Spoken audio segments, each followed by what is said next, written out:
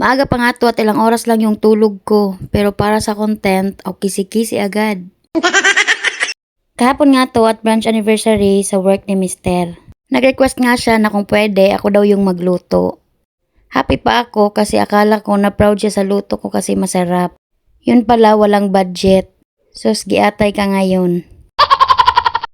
Spaghetti lang naman at lumpia yung lulutuin ko. Inuna ko na nga yung para sa lumpia para maibalot na.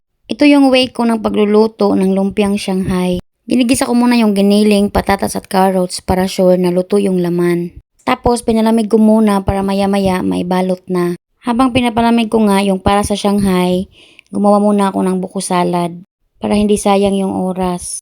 Pagkatapos, niluto ko yung pasta para mamaya sauce na lang yung kulang. Nagugas ako ng kamay guys dyan ha. Pinakuluan ko pa para walang germs. Itong pagbabalot nga yung matagal gawin kaya yung Shanghai talaga yung inuna ko. Tapos, isunod ko na ngang lutuin yung sauce para sa spaghetti. Kasi 4 PM yung pick up time ni customer. Para talaga sa vlog, madami akong na-discover na talent ko. Minsan nalilipay ako kay may ganito pala akong talent sa pagluto-luto. Kahit pang poor version lang. Buti na lang marunong akong magluto, hindi ako maganda, hindi rin ako bright, tao lang, humihinga. Walang labis, puro kulang.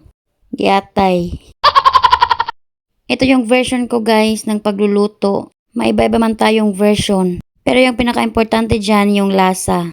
Nung natapos ko nga yung spaghetti, isinunod ko na nga yung lumpia.